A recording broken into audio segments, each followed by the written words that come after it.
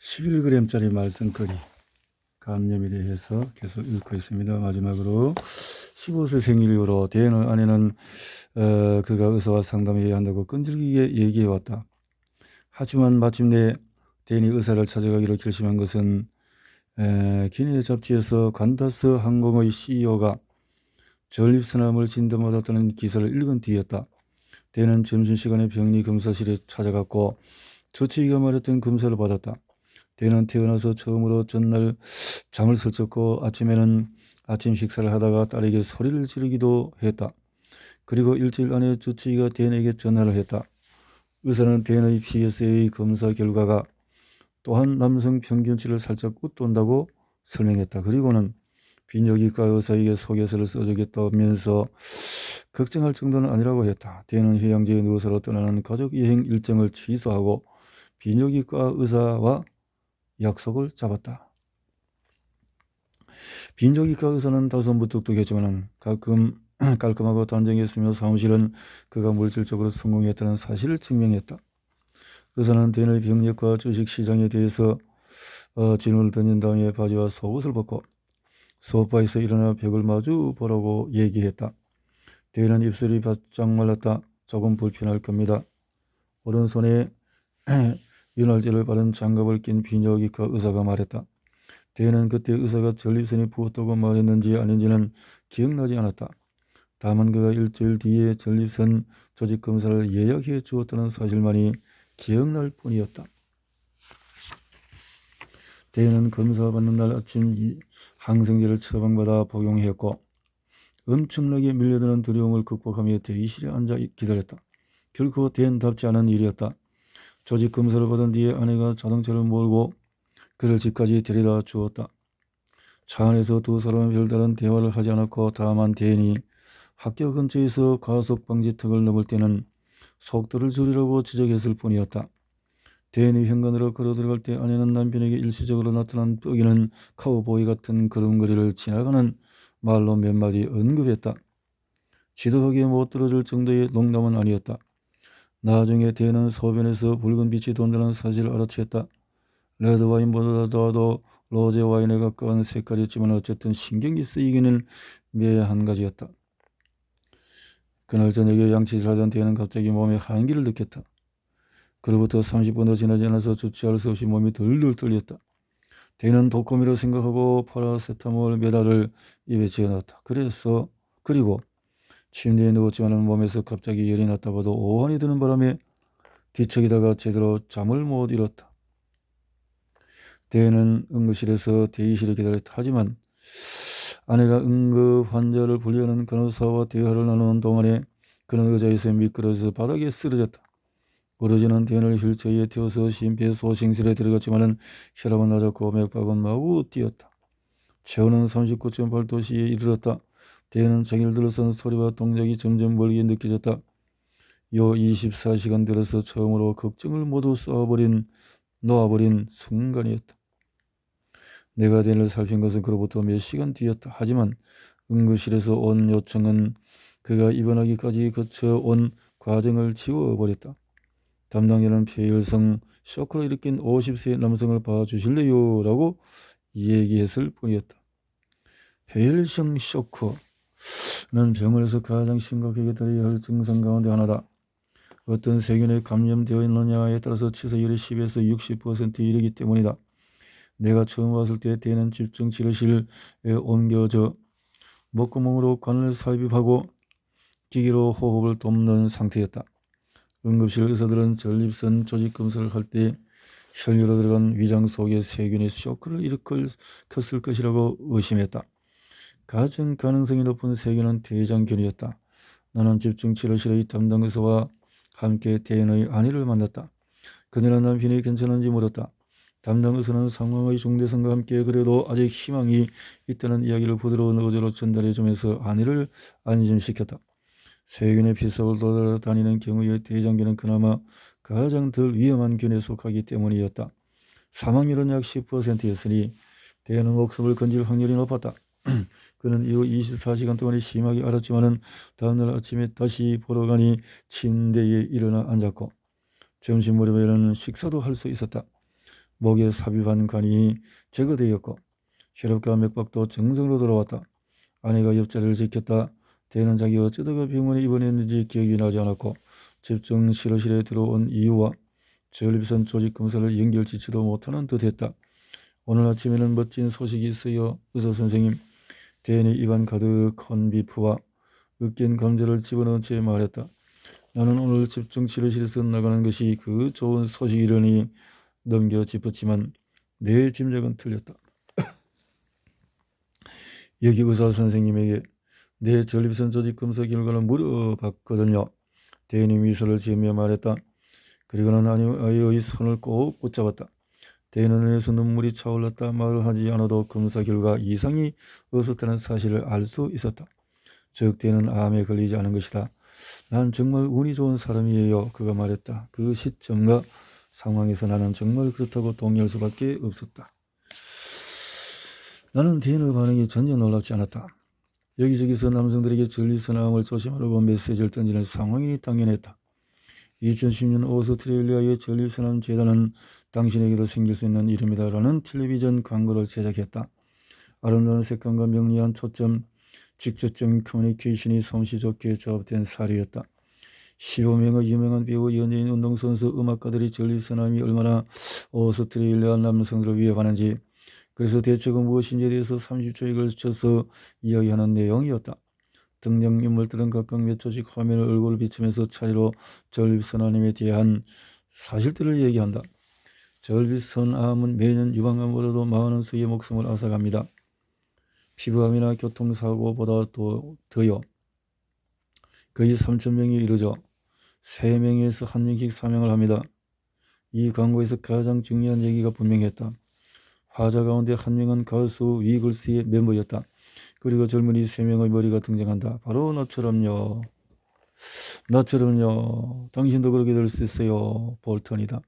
만약 여론이 전립선암은 남성 노인들만 걸리는 질병이라고 생각한다면 3편으로 이루어진 이 30초짜리 광고를 보고 확실히 생각을 바꿀 수가 있다.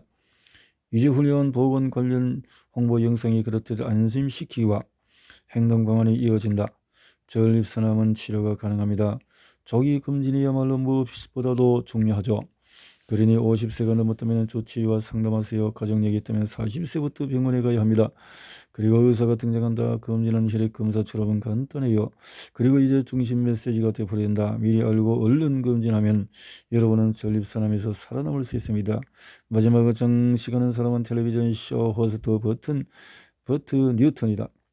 무척 단순하면서 설득력 있는 광고다.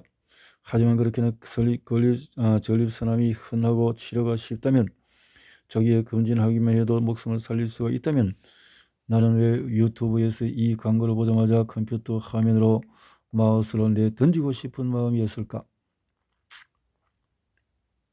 전립선은 여성들만 월경을 한다고 화가 난 여신의 복수다. 여성의 비뇨 생식기는 만듦새가 서투른 폭수 파견과 비슷하다. 겉모습은 아름답게 설계되었지만 조금은 믿을 만하지 못하다. 가임기의 여성은 누구나 남성을 들어본 적도 없고 절대 이해하지 못하는 각종 증상에 시달린다. 제 아무리 건강한 여성이라도 폐란통, 성교통, 방광염, 월경, 과다증, 월경통을 비롯한 수많은 증상에 간간히 시달려야 한다. 반면에 남성의 비뇨 생식기는 중년을 훌쩍 넘길 때까지 손볼 필요가 없다. 상당수의 남성들은 전립선이 무슨 일을 하는지도 모른다. 하지만 나중에 중년이 되어서 여성에게 갱년기가 찾아올 즈음이면 남성 몸에 있는 호두 모양의 조그만 평균 11g 나가는 이 기관이 말썽을 부리기 시작한다. 이제 남성의 생식계통의 각종 증상이 시달릴 차례인 것이다. 야뇨증, 통증성 배뇨 곤란을 비롯해서 최악의 경우는 암까지 말이다. 전립선에 생긴 종양은 기관 안의 비정상적인 세포들이 자라면서 생기기 시작한다. 암이 왜 생기는지에 대해서는 아무도 모르지만 노화의 피할 수 없는 일부분으로 보인다. 환자 사후에 이뤄진 연구에 따르면 만약 남성이 90세까지 산다면 전립선에 암이 생기는 것은 거의 확실하다고 한다.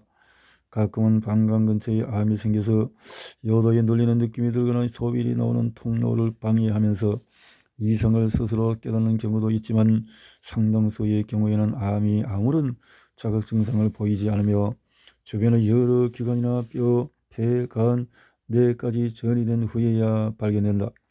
오스트레일리아에서는 전립선암이 여러 암 가운데 발병률이 1위이고 치사율은 3위이다. 지난 30년 동안 이렇게 환자 수가 급증한 남성 암은 전립선암이 유일하다.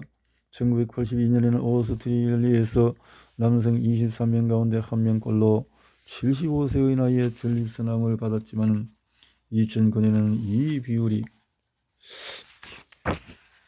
7명 가운데 1명으로 늘었다. 게다가 진단을 받은 나이도 놀랄 만큼 떨어졌다. 1982년에는 1년간 전립선암을 진단받은 45에서 49세 사이의 남성이 10만 명 가운데 3명이었지만 2009년에는 이 비율이 10만 명 가운데 56명으로 늘어난 것이다. 50에서 54세 사이의 집단에서는 같은 이 10만 명 가운데에서 12명에서 10만 명 가운데에서 164명으로 늘었다. 그럼에도 전립선암의 전체적인 사망률은 그렇게 크게 변하지 않았다. 2011년의 연령 표준화 사망률은 10명 만 명당 30.5명, 82년에는 10만 명당 34.5명, 그렇게 차이가 나지 않는다. 다른 선진국에서도 흐름은 비슷하다. 그렇다면 20세기 후반에 이 병이 크게 유행한 이유는 무엇인가? 에이전트 오렌지와 다이옥신 같은 환경 호르몬 때문일까? 먹을거리 소비 트랜스 지방 때문일까? 꼬끼는 속옷을 입고 햇빛에 덜 노출되어서일까? 진단받지 않은 라임병 때문일까? 사실 가장 정답에 가까운 대답은 생물학과다는 사회적인 이유 때문일지도 모른다. 1970년대에 여성의 건강을 생각하자는 운동이 펼쳐지면서 여성들은 스스로의 몸의 통제권을 지니게 되었으면 여전히 남성이 주도하고 있던 의료 전문직에 더 많은 요구를 하기에 이르렀다. 같은 시기에 암을 조기에 검진하면 암 사망률이 떨어진다는 믿음도 퍼져나갔다. 그 결과 1980년대에는 유방암과 자궁암, 경부암이라는 두 여성암에 대한 검사와 여기에 연관된 검진 프로그램이 선진국에서 전반적으로 확립되었다. 비록 번거롭긴 해도 자궁, 경부암 검사와 유방 촬영술은 이제 대부분의 여성이 일상적으로 접하는 흔한 검사가 되었다. 그리고 이런 검진 프로그램들이 사람들의 생명을 살린다는 사실이 전 세계적으로 널리 알려졌다.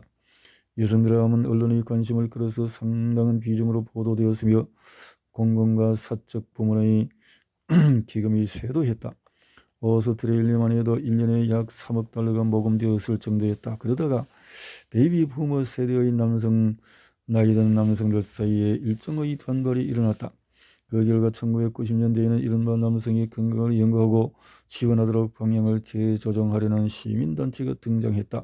이들은 자기들의 주력 목표로 전립선암을 선택했다. 그리고는 만약 암으로부터 사람들의 목숨을 구하기 위해 검진을 한다면 모든 사람들이 그 대상이 되어야 한다고 주장했다. 그에 따라서 암 검진이 보편적으로 따라가야 할 가치라든 이 아이디어는 많은 의사와 남성 단체들의 믿음 속에 자리 잡았다. 비록 실험과 증거라는 바위에 계속 부딪혔지만 말이다. 사실 이미 10년 전부터 전립선암 검진이 어떤 연령이든 남성 집단에 거의 이득이 되지 않는다는 증거가 쌓여왔다. 하지만 남성 건강 관련 단체에서는 놀랍게도 그런 결과가 단순한 트집 잡기라고 여겨졌다. 이들의 말처럼 유방암이든 전립선암이든 관계없이 검진은 무조건 좋기만 할까? 불행히도 단순해 보이는 답이지만 실제로는 그렇지 않다. 그 이유를 이해하기 위해서는 기본적인 원리로 다시 돌아갈 필요가 있다. 단순히 말하면 검진이란 어떤 질병의 증상을 보이지 않는 사람에게서 그 질병을 탐지해내려는 노력이다. 만약 증상이 존재한다면 그것은 검진이 아니라 진단이다. 예컨대 우리는 대인처럼 자기의 건강 상태를 확인하려고 주치의를 찾은 건강한 중년 남성에게 혈당 검사를 실시해서 당뇨병 검진을 할 수가 있다.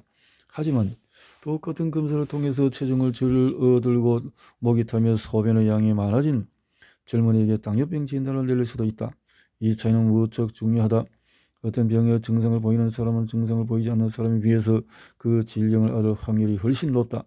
무척 자명한 것처럼 들리지만 우리가 검사 결과를 통해서 어떤 행동을 해야 할지를 근본적으로 바꿀 수도 있다. 우리는 십장 홍반열 진단하기 위해서 어떤 의료적인 진단 검사도 완벽하지 못하다는 사실을 살폈다. 가끔은 환자가 질환을 앓고 있는데도 음성이 나오며 가끔은 질환을 앓지 않는데도 양성이 나온다. 이런 두 가지 결과가 얼마나 생겨나는지가 해당 검사의 요용성을 결정한다. 가장 훌륭한 검사는 극소수의 가짜 음성과 극소수의 가짜 양성을 만든다. 하지만 아무리 검사가 훌륭하다 하더라도 검사 받는 대상이 해당 질환을 가졌을 확률이 낮으면 확률이 높은 경우에 확률을 보고 검사 결과 확신하기가 힘들다. 그럼 전립선암이라는 특이한 사례에 대해서 좀 더 자세히 살펴보자. 1970년대 뉴욕에 사는 면역학자 리처드 에블린은 원래 전립선 안에 존재하는 하지만 전립선 환자의 혈액에서는 높은 수치로 나타나는 효소를 발견했다. 이것은 전립선 특이 항원이라고 알려졌다. 당시는 비뇨기과 의사가 활용할 디지털 기술이 전무했기 때문에 암을 검진하려면 운 좋게 혈액 검사를 통해서 알아내는 수밖에 없었다. 하지만 머지않아 PSA 검사는 민감성이 높지도 않고 특이성이 높지도 않다는 사실이 밝혀졌다. 암 말고 다른 증상 때문에 전립선에 이상이 생기더라도 PSA 수치는 높아질 수가 있었다. 예컨대 단순한 노화로 인한 전립선 비대증, 감염, 아스피린 유사 약물로도 수치는 높아졌고 심지어는 우스꽝스럽지만 사정을 하거나 자전거를 타도 수치가 올라갔다. 사실 PSA 수치가 높아진 남성들의 3분의 2는 암이 아닌데다 이 검사는 실제로 암을 앓는 환자들의 15% 정도를 음성으로 판정한다. 이처럼 약점이 많다는 사실 알려졌지만은 1990년대까지는 전 세계적으로 수백만 명의 남성들이 PSA 검사를 받았다. 비록 오스트레일리아에는 정부에서 인간 전립선 검진 프로그램이 없지만 메디케어 보험제도의 데이터에 따르면 2012년에 168만 건이나 되는 엄청난 수의 PSA 검사가 시행되었으며 3,200만 달러에 약간 못 미치는 그 비용은 세금에서 충당되었다. 참 이렇게 검사를 많이 했군요.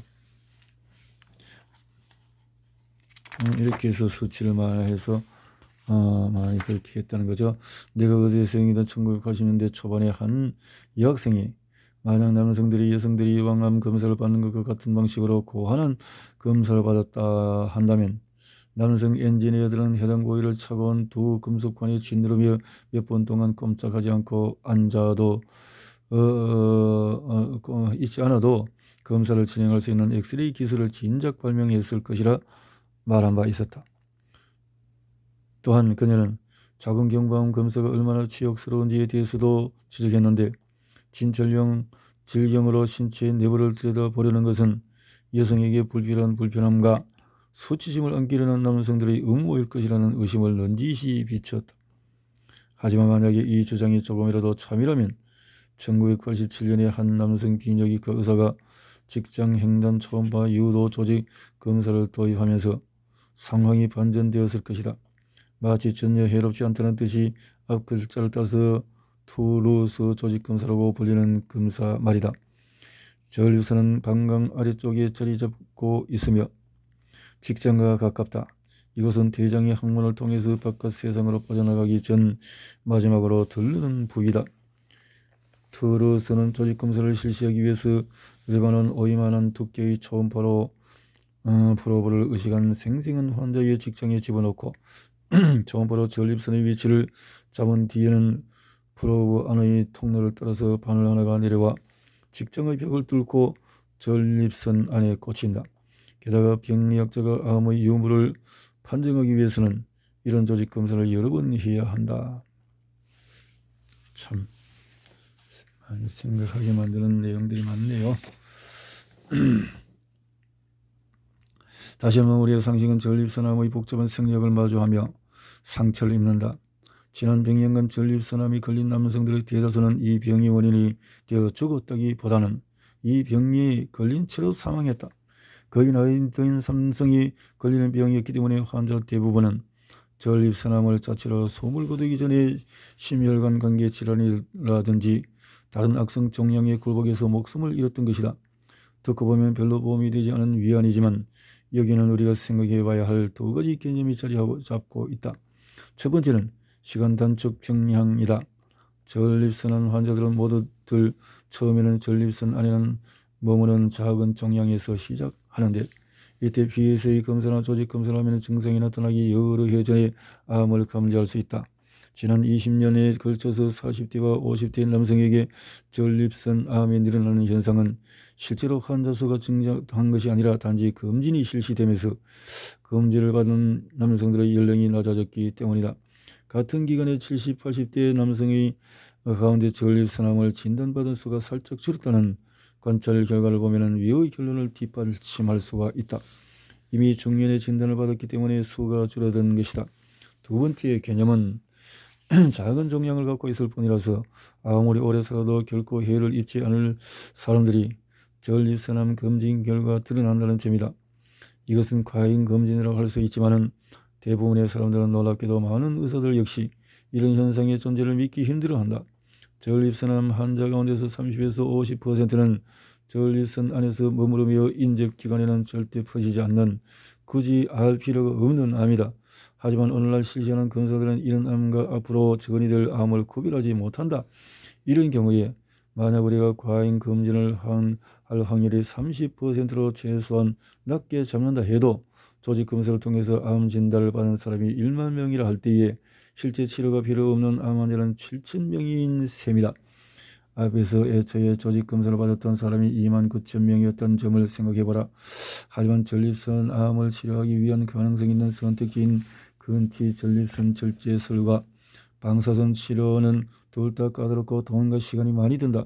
또한 두 치료법 모두 상당한 부작용이 잇따른다. 그 중에서 가장 흔한 부작용은 발기부전, 요실감, 방사선과 관련된 위장염증이다. 40에서 50대 사이에 전립선암 진단을 받은 남성들은 상당수가 암이 낫는다 해도 자신이 앞으로 영구적인 발기부전을 겪거나 수십 년에 걸쳐서 요실금에 시달릴 위험을 감수할 준비를 한다. 암이 나올 수 있다면 괜찮은 것이다. 하지만 그 가능성은 생각보다 높지 않다. 일반적으로 널리 알려진 바와 달리 검진을 통해서 암이 발견되면 완전히 낫기는 너무 늦은 경우가 많다. PSA 검사에서 부정적인 나 같은 사람들은 가끔 전립선암을 앓는 사람들의 고통에 무관심하고 냉담하다는 비난을 받는다. 2003년에는 전국적으로 송출되는 텔레비전 방송에서 오스트레일리아 암위원회의 회장인 앨런 코데스와 당시 노동장의 지역사회 담당 웨인 스완 사이에 무척 공적인 설전이 벌어졌다. 자신의 아버지가 67세의 나이에 전립선암으로 사망했던 스완은 47세에 검진을 받은 바 있었다. 그리고 그 결과 암으로 진단받아 근치 전립선 절제술을 받았다. ABC 텔레비전의 7대30 리포트 인터뷰에서 스완은 이렇게 말했다. 나는 암 검진이 내 목숨을 구했다고 믿습니다. 내 아버지는 전립선암으로 무척 고통스럽게 돌아가셔서요. 내 생각에는 해당 질병에 가족력이 있는 특정 위험 집단에서는 반드시 검사를 받는 게 절대적으로 중요합니다. 다시 말해 조기 검진이야말로 최고의 예방책이라는 거죠. 하지만 코테스는 동의하지 않았다. 나는 개인적으로 전립선 검사를 받지 않기로 결정했고 그 결정을 지난 10년 동안 고수해왔습니다. 그러자 시드니에서 근무하는 비뇨기과 홀코스 코데스의 의구심을 표했다. 나는 코데스 교수가 오스트레일리아 암위원회의 협조 아래서 이런저런 언론 개인적인 의견을 내는 것이 적절하다고 생각하지 않습니다.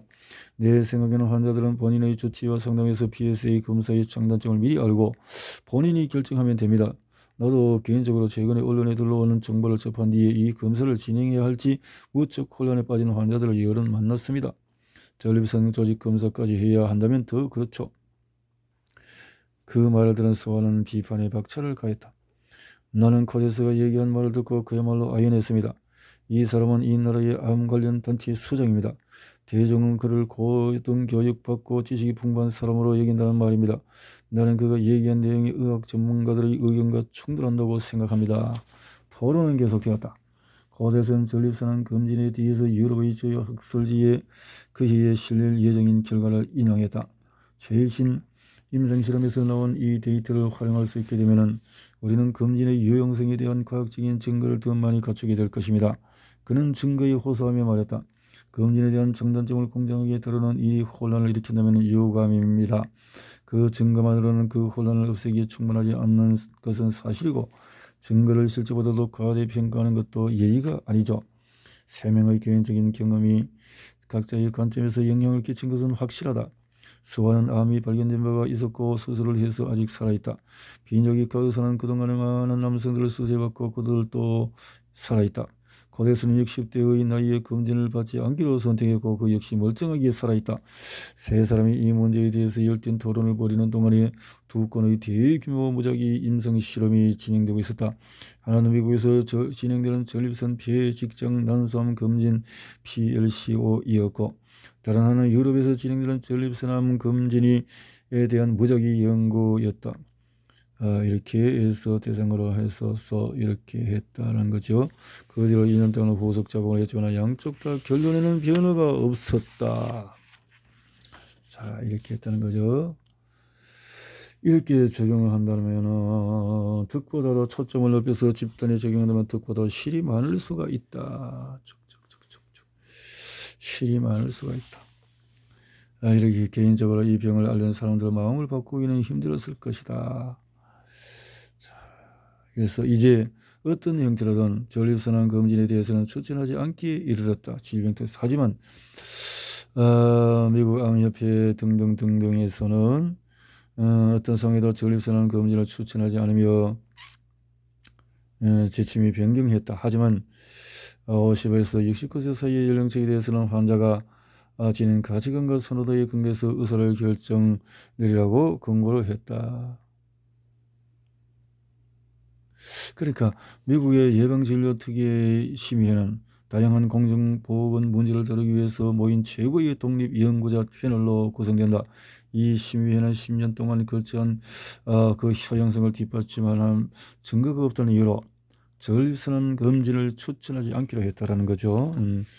이렇게 해서 어떤 형태로든 전립선암 검진을 옹호하는 단체들은 사람들이 의사들과 상담해야 한다고 권한다. 하지만 내 생각에 이것은 일종의 책임 회피다.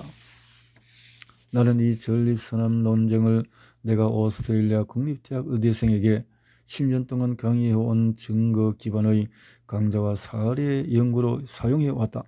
이 논쟁은 복잡한데도 또 꽤 심도 있는 역학적인 이해를 필요로 하기 때문에 대부분의 학생들은 균형 있는 관점을 형성하기 힘들어한다. 그리고 아무리 최선을 다해서 강좌와 해도 상당히 불확실한 영역으로 남는다.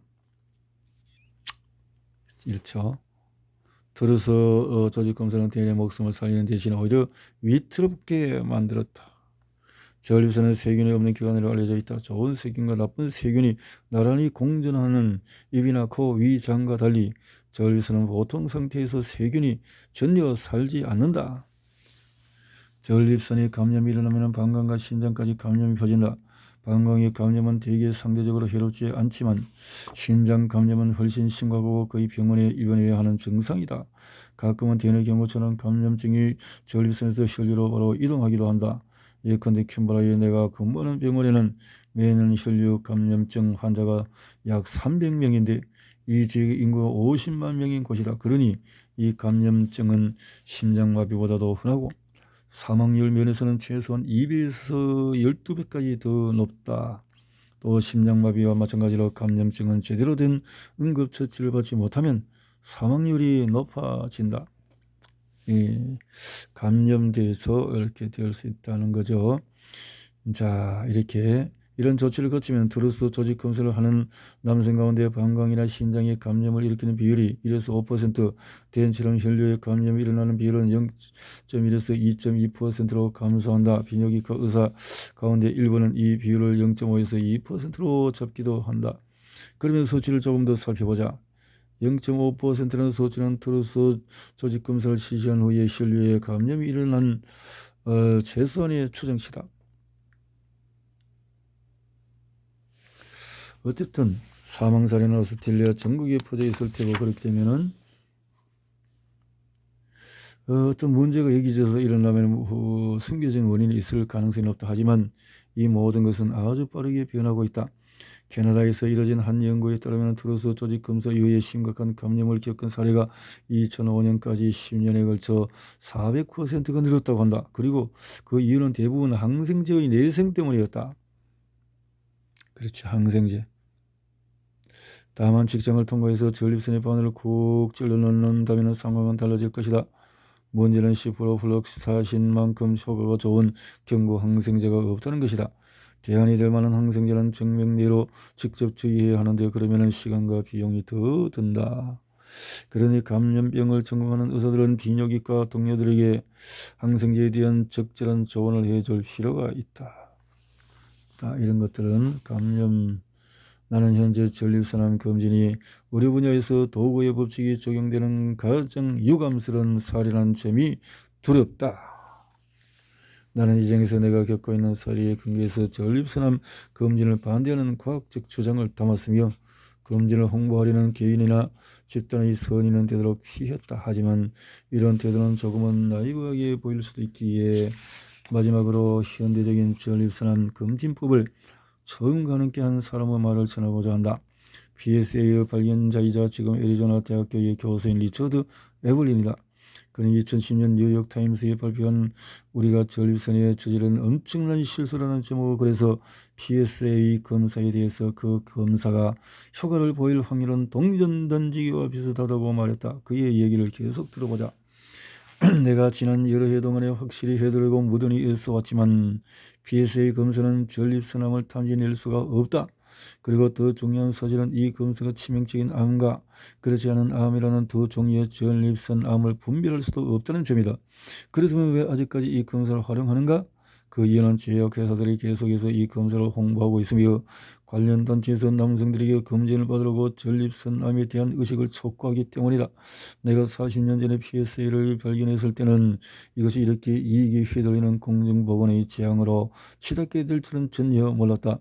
의료계는 이제라도 진실을 마주하고 부적절한 PSA 검사를 그만둬야 한다. 그래야만 수십억 달러를 아끼고 심신을 약화시키는 불필요한 치료법으로부터 수백만 명의 남성들을 구할 수가 있다.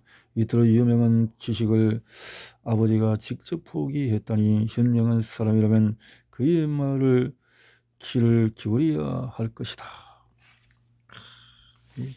이렇게 해서 책이 마지막 정리가 되어졌네요.